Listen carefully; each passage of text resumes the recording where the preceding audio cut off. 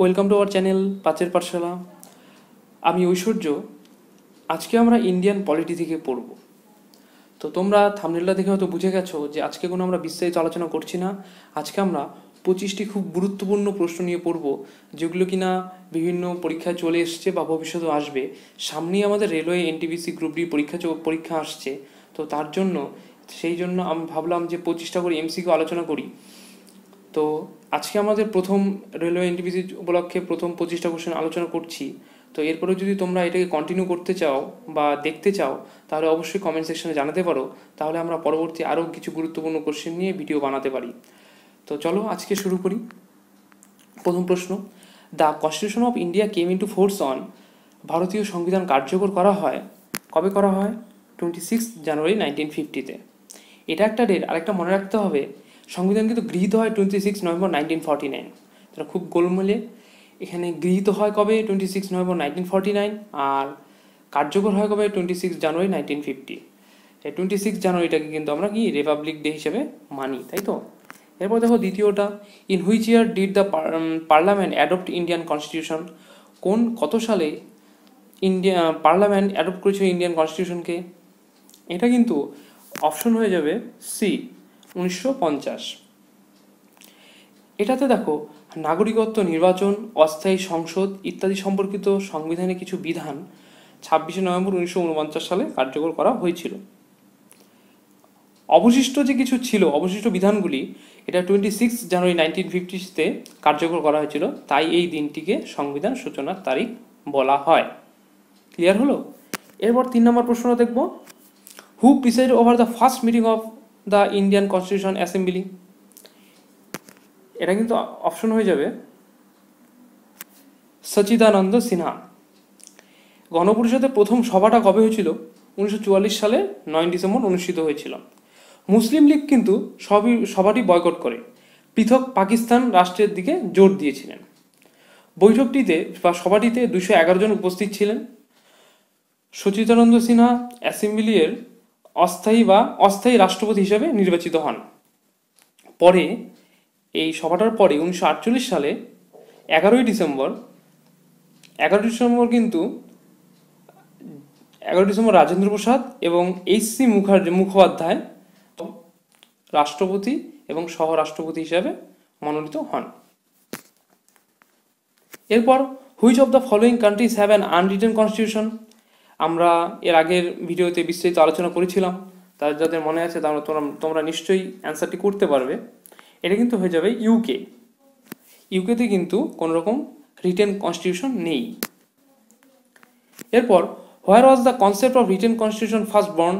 এই যে রিটেন কনস্টিটিউশনটা, আগেরটা দেখলাম কোথায় রিটেন কনস্টিটিউশন নেই, আর এটাতে কি বলা হয়েছে রিটেন কনস্টিটিউশনটা প্রথম কোথায় হয়েছিল? এটা কিন্তু হয়ে যাবে ইউএসএতে।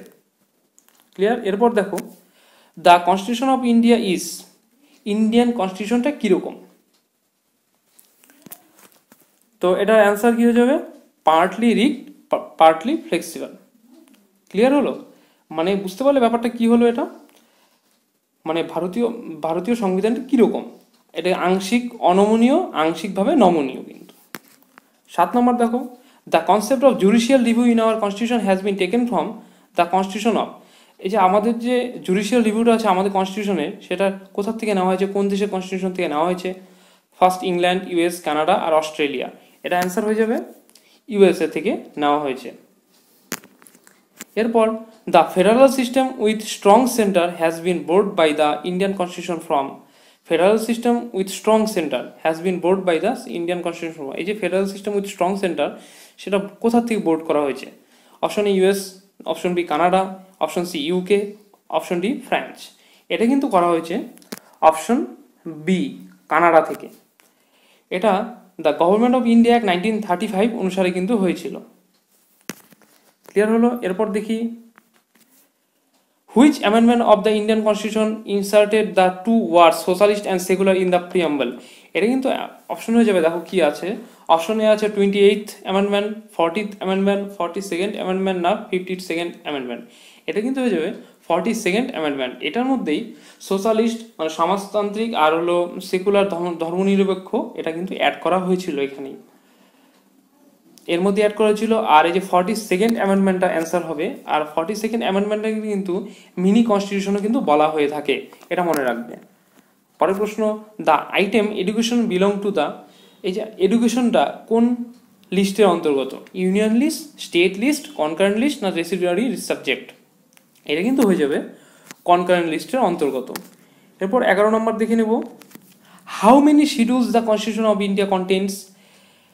কতগুলি শিডিউলস আছে ইন্ডিয়ান কনস্টিটিউশনে? আমরা জানি এখন কিন্তু 12টি রয়েছে, তাই না?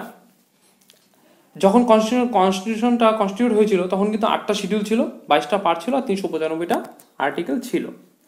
এরপর, which article of the Indian constitution provides for the institution of Panchayat Raj? আচ্ছা, আর্টিকেলগুলো সবগুলোই গুরুত্বপূর্ণ, 1 থেকে 51 পর্যন্ত একটু বেশি গুরুত্বপূর্ণ। তো আর্টিকেলগুলো ভালো করে দেখব। আর্টিকেল 36-এ কি বলা হয়েছে? এটা কিন্তু বলা হয়েছে আর্টিকেল 36-এ ডিপিএসপি ডেফিনেশনটা কিন্তু বলা হয়েছে। আর প্রশ্নটা আরেকবার দেখো, which article of the Indian constitution provide for the institution of Panchayat Raj? তো আর্টিকেল 36-এ কি বললাম? আর্টিকেল 36-এ কিন্তু ডিপিএসপি ডেফিনেশনটা বলা হয়েছে। আচ্ছা, তো বিটাকে একটু বাদ দিলাম, সিটা দেখি। সিটাতে কি বলা হয়েছে? C article 39। আর্টিকেল 39-এ বলা হয়েছে রাষ্ট্রের অনুসরণীয় নীতিমালার কে নিয়ে বলা হয়েছে।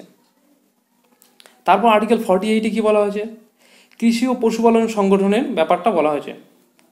তাহলে আর্টিকেল 40টা বাদ গেল। আর্টিকেল 40-তেই কিন্তু বলা হয়েছে পঞ্চায়েত রাজের কথা কিন্তু বলা হয়েছে। এরপর,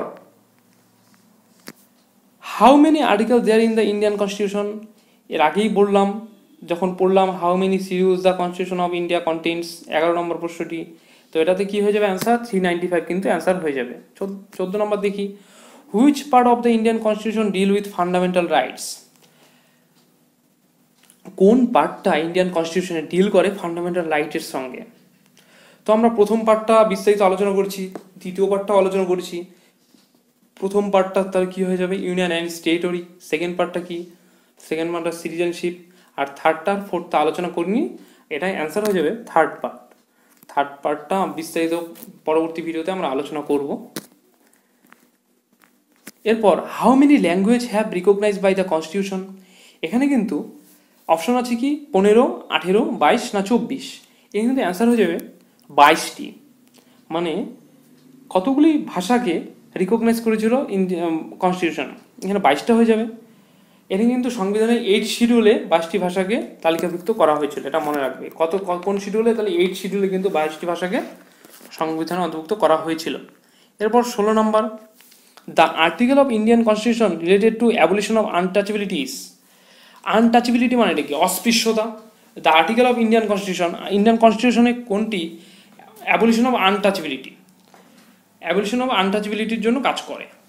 তো আর্টিকেল 15টা, যেহেতু আগেরটাতে বললাম যে একটু খুব গুরুত্বপূর্ণ, এগুলো একটু জানা উচিত প্রত্যেকটা আর্টিকেল। তো আর্টিকেল 15টাতে কি বলা হয়েছে? জাতি, ধর্ম, বর্ণ, স্ত্রী পুরুষ, জন্মস্থান ইত্যাদি নির্বিশেষে যে কোনো প্রকার বৈষম্যকে নিষিদ্ধ করো বলা হয়েছে। 16তে কি বলা হয়েছে? 16তে বলা হয়েছে সরকারি চাকুরিতে পুরুষ ও মহিলার সমান অধিকার বা সমান সুযোগের কথা বলা হয়েছে। 17টা একটু পরে বলি। 18টা বা অপশন ডিটা শোনো। অপশন ডি বলা হয়েছে এই ধারার অধীন ভারত সরকার ভারতরত্ন ও পদ্মশ্রী পুরস্কার প্রদান করে 18তে। তার মানে বাদ গেল 17। অ্যান্সার হয়ে যাবে আর্টিকেল 17। এটাতেই কিন্তু বলা হয়েছে অ্যাবলিশন অফ আনটাচেবিলিটির কথা বলা হয়েছে। এরপর 17 নম্বর, under which article of the Indian constitution can the president be impeached? এটা 17 নম্বরটার মধ্যে বলা হয়েছে, দেখো কি বলা হয়েছে, যে under which article of the Indian constitution can the president be impeached. তো অপশন এটা প্রথমে বাদ দিই। অপশন বিতে শোনো, আর্টিকেল 76-এ কি বলা হয়েছে?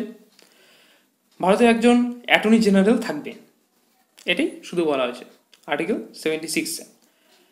আর্টিকেল 75-এ কি বলা হয়েছে? কেন্দ্রীয় মন্ত্রিসভা গঠন প্রণালী, আর্টিকেল 75-এ বলা হয়েছে। আর্টিকেল 356-এ কি বলা হয়েছে?